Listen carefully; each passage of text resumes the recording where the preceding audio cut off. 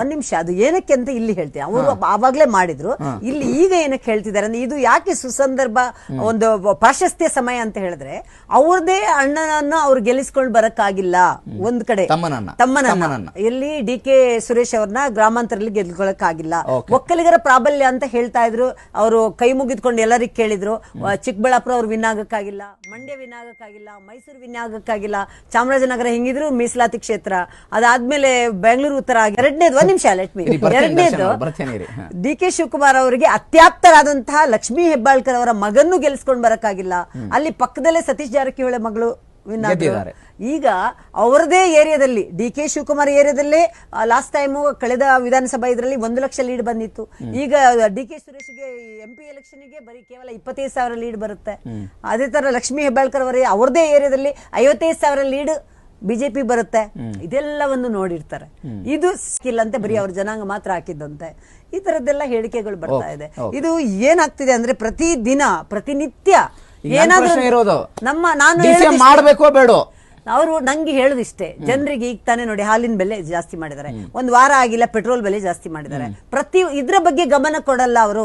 ಅವ್ರದೇ ಒಳಗಡೆ ಕಚ್ಚಾಟ. ನೀವು DCM ನಮಗೆ ಅದು ಬೇಡ ರೀ, ಅವ್ರು CM ಆದ್ರೂ ಮಾಡ್ಲಿ, DCM ಆದ್ರೂ ಮಾಡ್ಲಿ, ಇನ್ನೊಬ್ರು ಬರ್ಲಿ ಕೆಳಗಿಳಿ, ಮತ್ತೆ ನಮಗ್ ಬೇಡ. ನಮಗೆ ಅವ್ರ ಜನರಿಗೇನು ಮಾತೆತ್ತಿದ್ರೆ ನುಡಿದಂತೆ ನಡೆದಿದೀವಿ ಅಂತ ಹೇಳಿ ಆಡ್ಗಳು ಕೊಡ್ತಾರೆ. ಇದೇನ ನೀವು ನುಡಿದಂತೆ ನಡೆದಿರೋದು? ಎಲ್ಲಾರು ನೀವು ಬೆಲೆ ಏರಿಕೆ ಜಾಸ್ತಿ ಮಾಡ್ತೀವಿ ಬಂದಾಗಂತ ಏನ ಹೇಳಿದೀರಾ? ಇದನ್ನ ನುಡಿದಂತೆ ನಡೆದಿರೋದು ನೀವು.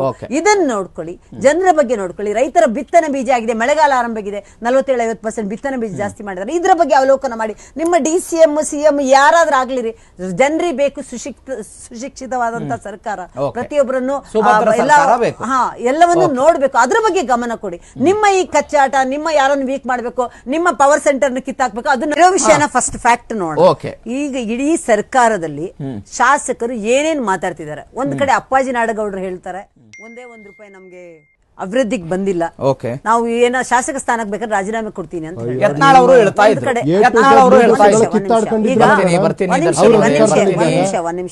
ಒಂದ್ ಕಡೆಯಿಂದ KN ರಾಜಣ್ಣ ಹೇಳ್ತಾರೆ, ಒಂದ್ ಕಡೆಯಿಂದ ಸತೀಶ್ ಜಾರಕಿಹೊಳಿ ಹೇಳ್ತಾರೆ, ಒಂದ್ ಕಡೆಯಿಂದ ಜಮೀರ್ ಅವ್ರು ಹೇಳ್ತಾರೆ.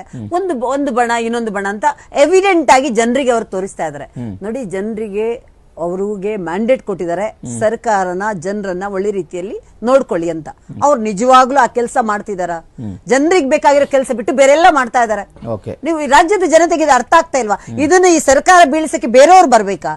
ಅವ್ರವ್ರ ಇದರಲ್ಲಿ ಅವಾಗಲೇ ಒಂದು ಗಾಜಿನ ಮನೆ ಒಳಗಡೆ ಕಲ್ಲು ಅವರೇ ಬಿಸಾಡ್ಕೋತಾ ಇದಾರೆ. ನಾವ್ ಯಾರು ಬೇಕಾಗಿಲ್ಲ, ನಾವು ನೋಡ್ತಾ ಇದೀವಿ. ನಾವು ನೋಡ್ತಾ ಇರೋದಷ್ಟೇ. ನಾವು ಇಡೀ ರಾಜ್ಯಾದ್ಯಂತ ಈಗ ನಾಳೆ 28ಕ್ಕೂ ಕೂಡ ಎಲ್ಲಾ ಜಿಲ್ಲಾ ಸೆಂಟರ್ಗೂ ನಾವು ಮುತ್ತಿಗೆ ಹಾಕ್ತಿವಿ. ಎಲ್ಲಾ ಜಿಲ್ಲಾ ಸೆಂಟರ್ ಈಗ ಹೇಳ್ತೀವಿ 50ನೇ ವರ್ಷ ಇವತ್ತು. ಇಡೀ ಮಾಧ್ಯಮವನ್ನು ಕಗ್ಗೋಲೆ ಮಾಡಿರುವಂತಹ ಒಂದು ಪಕ್ಷ ಅದು DCM ವಿಚಾರ. ಅವರು DCM ಆದ್ರೂ ಮಾಡ್ಲಿ, CM ಆದ್ರೂ ಮಾಡ್ಲಿ, ನಮಗೆ ಅದು ಅವಶ್ಯಕತೆ ಇಲ್ಲ. ಅವರಲ್ಲಿ ಅವರವರ ಪವರ್ ಅನ್ನ ಅವರವರು ಏರಿಸ್ತಾರೆ ಇಳಿಸ್ತಾರೆ, ನಮಗೆ ಅದು ಬೇಡ. ನಮಗೆ ಬೇಕಾಗಿರೋದು ಜನರ ವಿರುದ್ಧವಾಗಿ ಏನೇನ್ ಮಾಡ್ತಾರೆ ಈ ಸರ್ಕಾರ. ಜನವಿರೋಧಿ ಸರ್ಕಾರ. ಜನರಿಗೆ ಬೇಕಾದಂತ ಏನು ಮಾಡ್ತಾ ಇಲ್ಲ, ರೈತರಿಗೆ ಬೇಕಾದದ್ದು ಏನು ಮಾಡ್ತಾ ಇಲ್ಲ. ಅಥವಾ ಸ್ಕೂಲ್ಗಳ ಬಗ್ಗೆ ಏನಾದ್ರು ನೋಡ್ಕೋತಾ ಇದಾರ, ಅಥವಾ ಬಸ್ಗಳ ಸಾರಿಗೆಗಳ ಬಗ್ಗೆ ಫ್ರೀ ಕೊಡ್ತೀವಿ ಅಂತ ಹೇಳ್ತಾರೆ.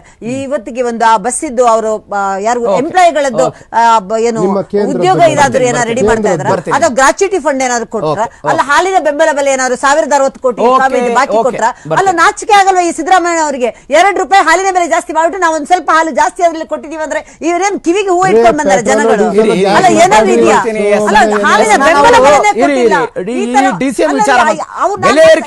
ಯಾವ ವಿಚಾರ ಮಾತಾಡಿ ಜನಗಳ ಬಗ್ಗೆ ಇದು ಬಂದಿದೆ. ಇದ್ರ ಬಗ್ಗೆ ಅಥವಾ ಅವರೇ ಬಂದ್ರು ಅದು ಗೊತ್ತಿಲ್ಲ. ಏಕನಾಥ್ ಶಿಂದೆ ಅವರನ್ನ ಮುಖ್ಯಮಂತ್ರಿ ಮಾಡಿ ಅಧಿಕಾರಕ್ಕೆ ಬಂದಿರುವಂತಹ ಉದಾಹರಣೆ ಮಹಾರಾಷ್ಟ್ರದಲ್ಲಿ ಇದೆ.